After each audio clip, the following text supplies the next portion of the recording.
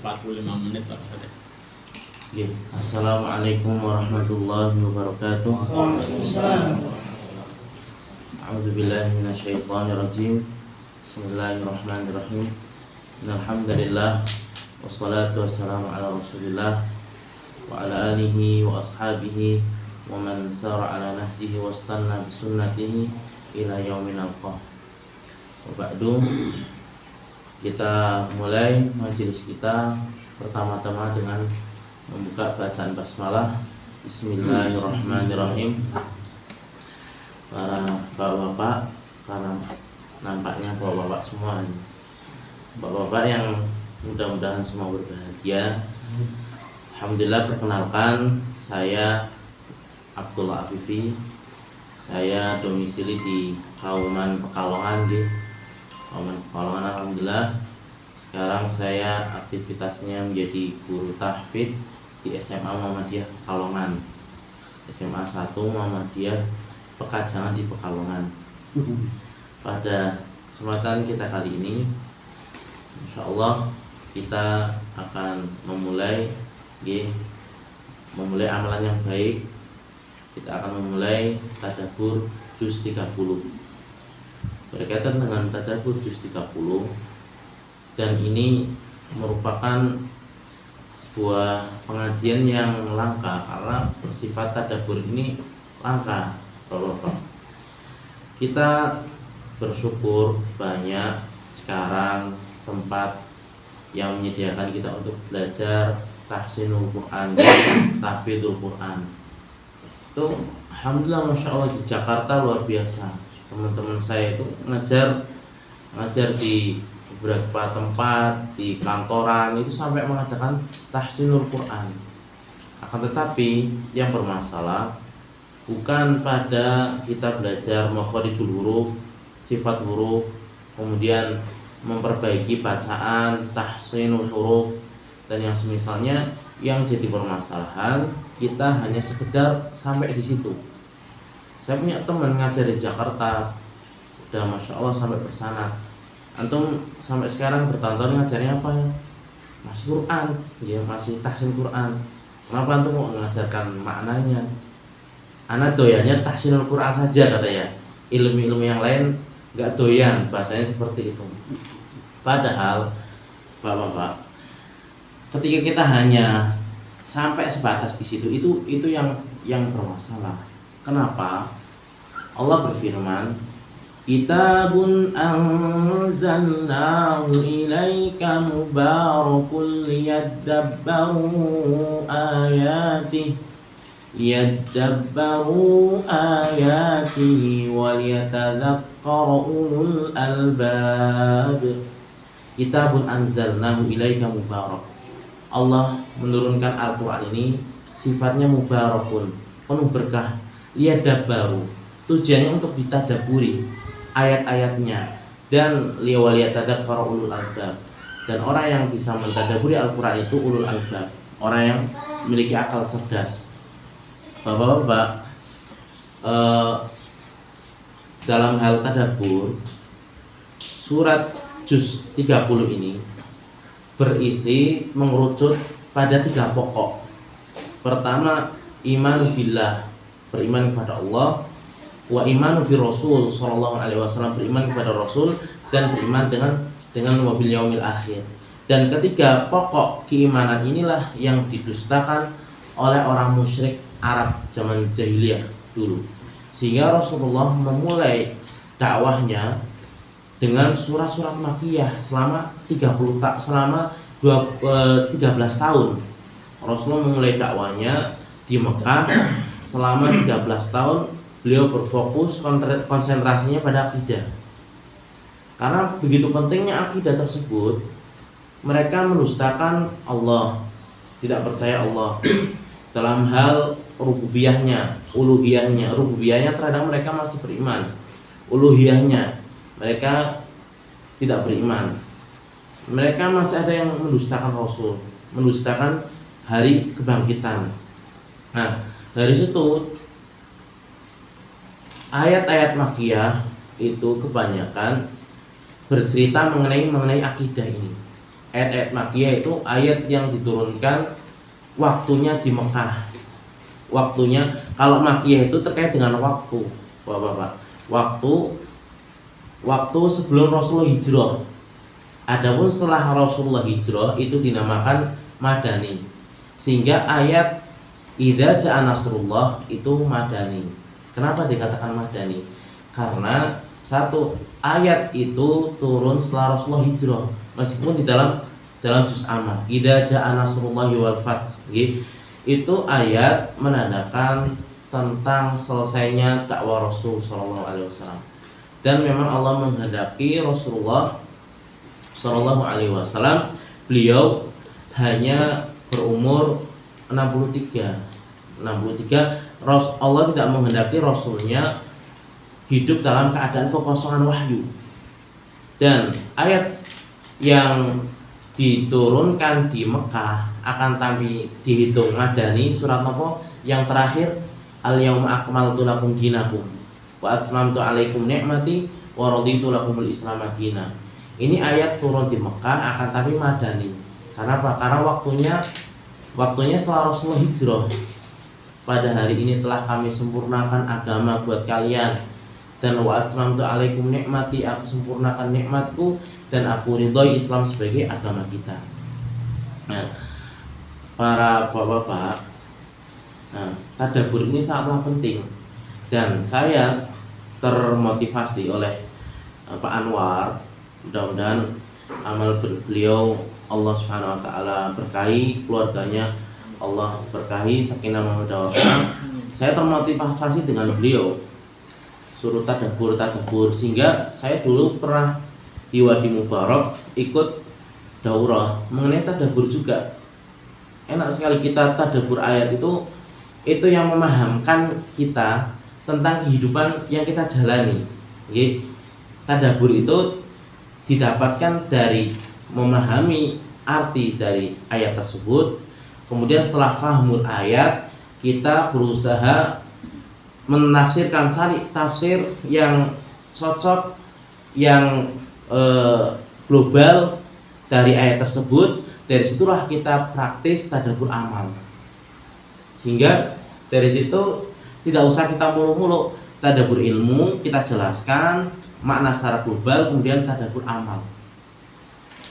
Bapak-bapak yang kami muliakan karena Allah, innama unzil Quran liyu'malu bihi aw liya'mala bihi. Sesungguhnya Al-Quran ini diturunkan tujuannya untuk apa? Untuk diamalkan. Fattakhadhan nas, maka manusia ini mengambil fattakhadhan nas qira'atahu amalan. Manusia ini mengambil bacaan Al-Quran ini hanya sebagai sebatas amal saja, sudah cukup. Belajar tajwid, tahsin sudah cukup. Tidak paham maknanya, padahal maknanya ini sungguh sangat penting sekali untuk apa? Untuk merubah kehidupan kita. Makanya saya sangat senang sekali dan saya tunggu-tunggu wacana inspirasi dari beliau Pak Anwar. Kita ingin mengadakan tadabbur Al-Quran, itu saya tunggu-tunggu. Saya tunggu-tunggunya karena satu, saya memang belum pernah ajar bapak-bapak.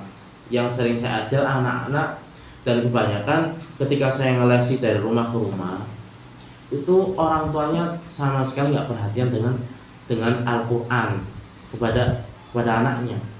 Sehingga satu yang saya lesi, seorang bapak-bapak yang perhatian dengan anaknya. Bapaknya ikut di sebelah atau ibunya, umiknya ikut. Ketika anaknya rodok bandel, dikasih peringatan lah, dicubit atau gimana, itu orang tua yang perhatian. Yang selebihnya orang tuanya sibuk, bapak ibunya kerja, saya yang kerepotan ngelasinya. Mau datang ketemu sama pembantunya lagi main futsal, saya ke tempat futsalnya. Nah itu anak itu rupanya mencerminkan orang tuanya. Nah ini juga dalam rangka kita ini, dalam rangka satu untuk mentarbiyah diri kita sendiri, kan? Kemudian sebelum keluarga kita. Dan ilmu ini suatu yang mahal, jemaah. Seseorang tidak akan pernah merasakan lezatnya ilmu sampai ia menjual apa yang ia milikinya. Imam Malik menjual atap rumahnya, gelugunya demi ilmu. nggih. Siapa kisah-kisah para ulama, kesabaran para ulama dalam menuntut ilmu itu sungguh sangat luar biasa. Sehingga ada kitab Ta'zimul Ilmi, bagaimana kita memuliakan ilmu. Di situ sungguh sangat luar biasa. Memang ilmu ini perkara yang mahal. Kita dapatkan bukan sesuatu yang remeh-temeh, perkara yang sangat luar biasa. Dan pada waktu ini kita akan tadabbur surat Al-Fatihah, diberikan jadwal atau tema oleh Pak Anwar. Sebelum kita beralih ke surat Al-Fatihah, di antara tadi kan menyebutkan konsep pendidikan manusia. Kata al-insan di dalam juz amma itu ada 14 kalimat. Insan dengan anas dan basyar itu memiliki arti yang sangat berbeda. Insan itu sifat daripada manusianya itu sendiri. Sehingga Allah, yarhamukallah, Allah sebutkan di dalam surat Abasa, di surat An-Nazi'atnya sendiri pun itu ada kalimat al-insan. Makanya Pak Anwar juga pernah bilang, saya pernah ditanya sama anak saya, Pak, apa sih manfaatnya belajar IPA? Nah, ketika kita belajar IPA lewat juz 30 pun kita dapat ilmunya. Kebesaran Allah kita dapat. Di sana disebutkan air hujan, kemudian gunung sebagai pasak bumi dan yang lain-lainnya. Nah, Allah di dalam surat Abasa menyebutkan fal yang duril al-insan ila ta'amih. Hendaknya manusia melihat, memperhatikan apa yang ia makan. Situ ketika kita tadabbur ayat itu, kenapa sih Allah memerintahkan kita untuk melihat apa yang kita makan? Yang kita makan seperti itu, frozen itu namanya apa itu, Ustaz Ahmad? Itu dalamnya ayam. Ketika kita tadabbur, ayam dapat kita makan itu melalui proses sampai 4 bulan, 3 bulan dapat kita makan. Nasi juga demikian. Di situ kandungan kenapa Allah perintahkan kita untuk memperhatikan makanan. Di situ agar kita lebih bersyukur. Nasi kita bisa makan nasi, beras digiling di rice mill itu 4 bulan baru kita dapat panen. Nah, itu ada yang mengatakan juga fal yang duril insanu ila ilmi. Manusia itu hendaknya memperhatikan ilmu yang ia pelajari, dan ilmu yang kita pelajari itu memang itu butuh proses sehingga kita bisa merasakan nikmatnya ilmu tersebut. Bapak-bapak yang kami muliakan kepada Allah, sebagai pembukaan kita akan tadabbur surat Al-Fatihah.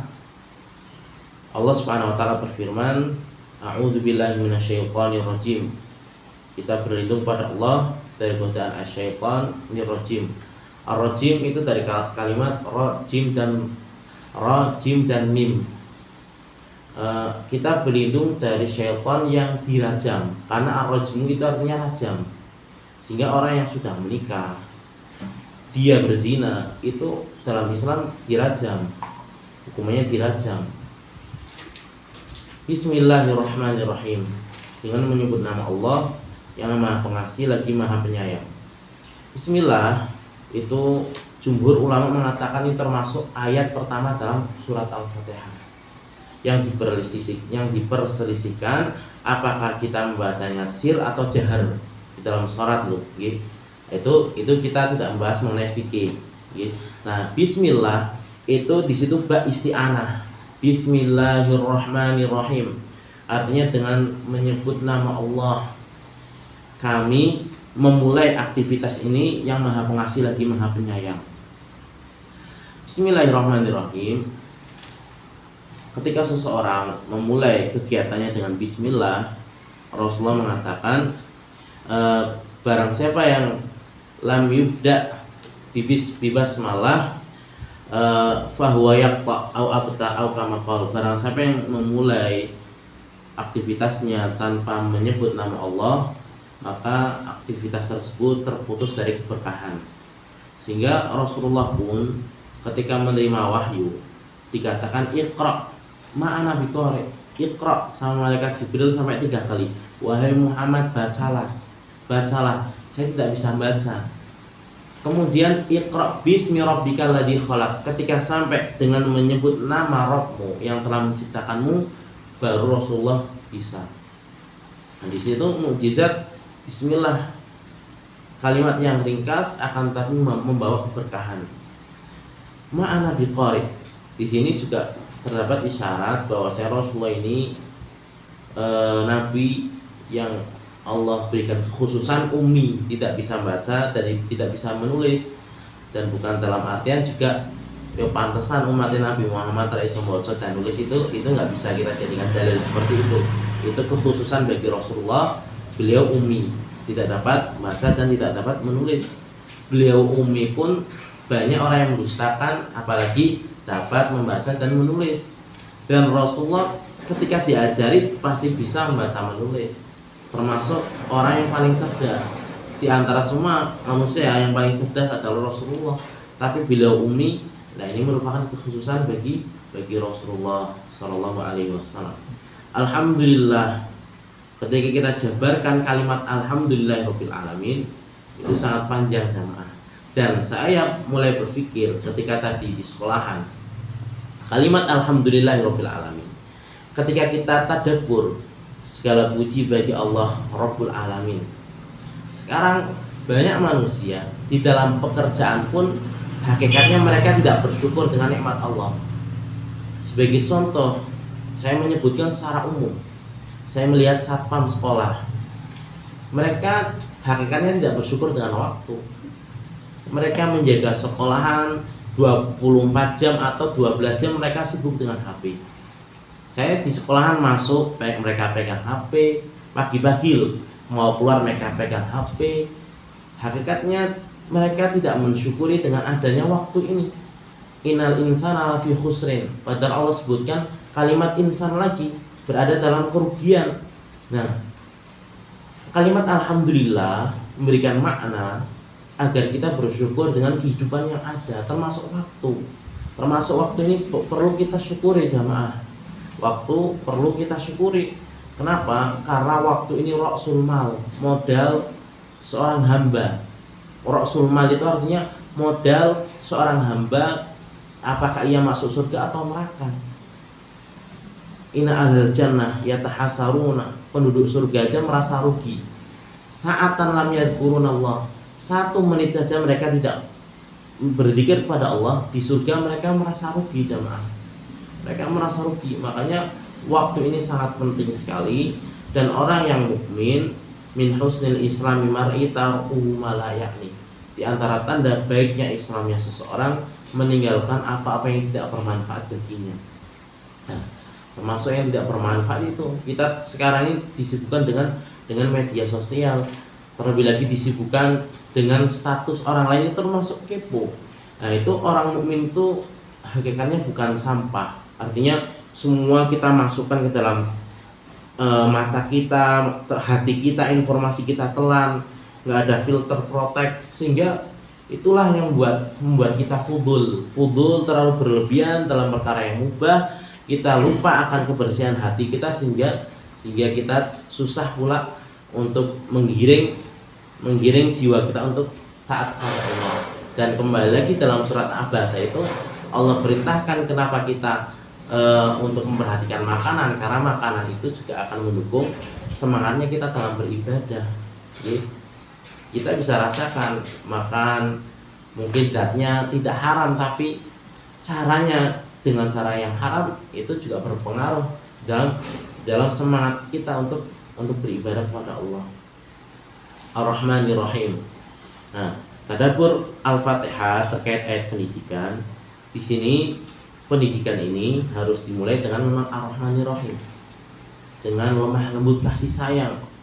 Coba lihat Rasulullah SAW, sang guru. Rasulullah adalah sang gurunya manusia, gurunya para guru lah.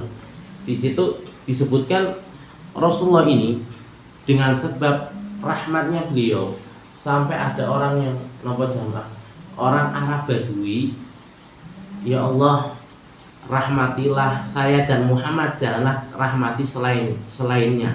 Gara-gara Arab Badui kencing di masjid, tidak Rasulullah hardik, Rasulullah biarkan. Dari situlah peluang hidayah.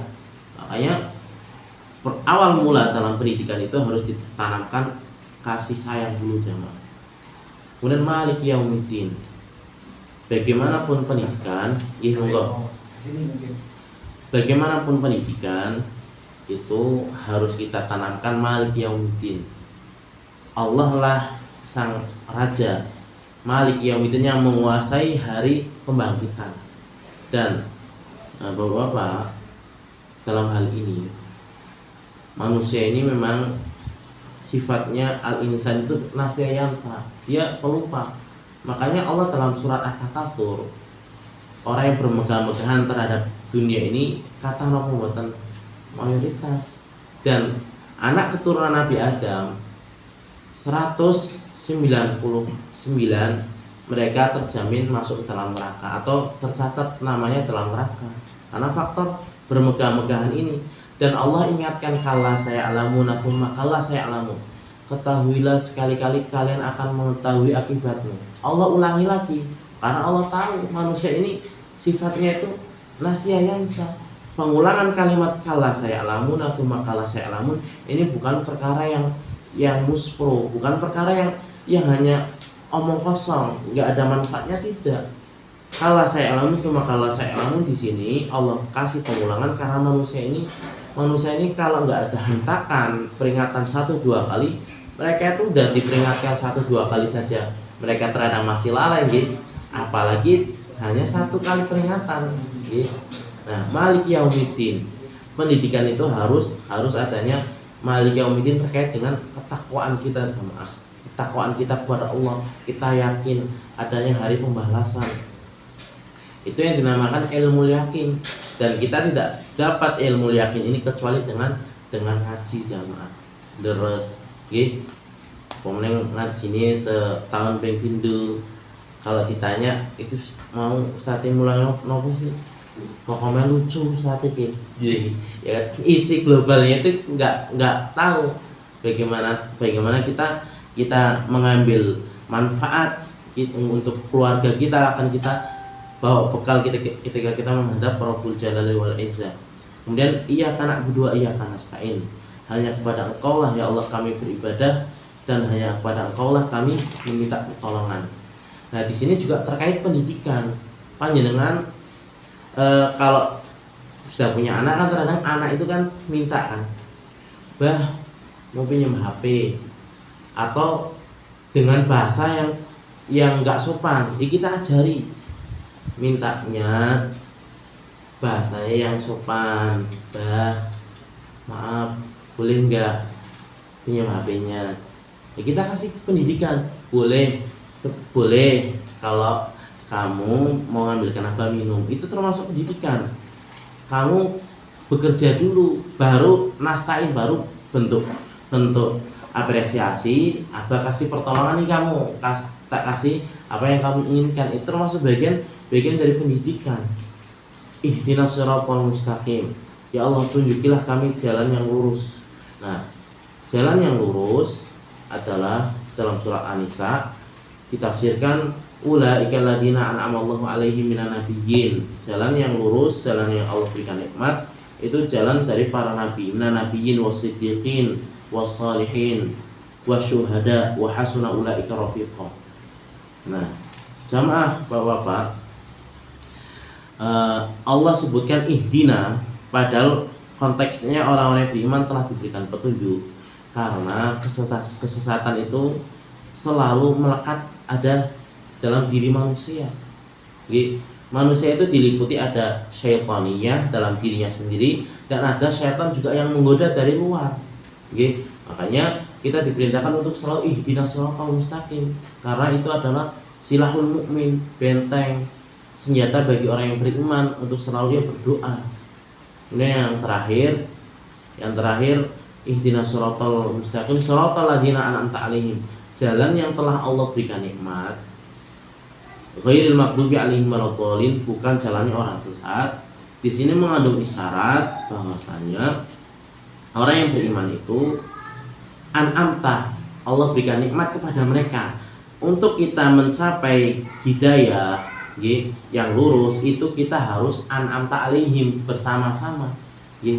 Jadi untuk mencapai hidayah kita istiqomah, kita berpegang teguh pada agama Islam itu kita harus bersama-sama.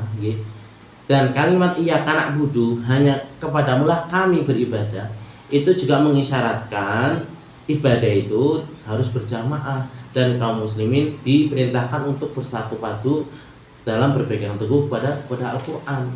Kalimatnya bukan hanya kepadamulah aku, tapi kami jamaah. Kami menunjukkan ketika Anda ingin mendapatkan hidayah shiratal mustaqim itu harus dengan bersama-sama, harus dalam berjamaah. Seperti kayak kelompoknya majelis tabligh itu atau jamaah tabligh, mereka untuk menghidupkan bi'ah semangat giro beragama itu mereka selalu ada khuruj. Itu kebersamaan itulah yang akan menimbulkan semangat dalam beragama.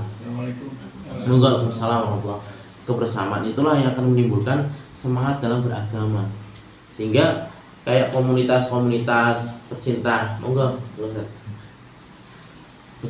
misalnya bola itu ada komunitasnya, itu ada komunitasnya pecinta bola. Sehingga kita di Pekalongan itu ada dokter Didik pernah mengkomunikasikan ingin membuat komunitas penghafal Quran. Dokter Didik hafal Quran, dia rasa saya kok nggak mungkin ini kalau sendiri murojaah. Kita ingin istiqomah, an'amta alaihim, Allah berikan nikmat kepada mereka, karena yang diberikan nikmat itu bukan satu orang. Ketika Anda ingin mendapatkan nikmat seperti nikmatnya para nabi, juga kita harus berjamaah bersama-sama. Sama yang kami mulakan karena Allah, Bapak-bapak. Yang terakhir, ada sebuah kisah di dalam kitab Tadabbur ini disebutkan, anaknya Abu Hanifah namanya Hamad. Abu Hanifah menyuruh anaknya ini berguru pada seorang guru ngaji. Untuk diajari satu surat saja, surat Al-Fatihah. Setelah diajari surat Al-Fatihah, si guru ngaji ini diberikan upah sekitar 54 dirham. Satu dirhamnya senilai 1 ekor kambing. Maka guru ngaji Imam Abu Hanifah ini merasa heran, saya diberikan upah kok sangat banyak sekali. Nah, itulah bentuk pemuliaan Abu Hanifah kepada guru ngaji.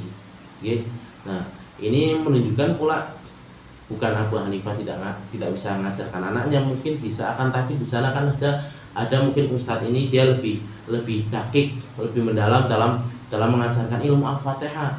Disuruh belajar anaknya. Sikap ketawaduan Imam Abu Hanifah. Dan ini pula kami ulangi bahwa seseorang tidak akan merasakan nikmatnya ilmu sampai dia jatuh miskin. Sebagaimana para ulama alami, kesabaran mereka sungguh sangat luar biasa para ulama. Ada Imam Nawawi rela membujang. Ada yang para ulama itu mereka berjalan beribu-ribu kilometer hanya untuk mencari satu hadis. Ada para ulama sampai Ibnu Abbas, ponakan Rasulullah, rela duduk di depan pintu demi ingin tanya satu hadis saja. Makanya nanti kita akan lanjutkan kembali. Mudah-mudahan Bapak yang saya sampaikan ini bermanfaat, dan kami akhiri dengan bacaan doa kafaratul majelis. Subhanaka Allahumma bihamdika asyhadu an la ilaha illa anta astaghfiruka wa atubu ilaik. Sebelumnya mohon maaf apabila ada kesalahan, dan mudah-mudahan bermanfaat. Wassalamualaikum warahmatullahi wabarakatuh. Waalaikumsalam warahmatullahi wabarakatuh.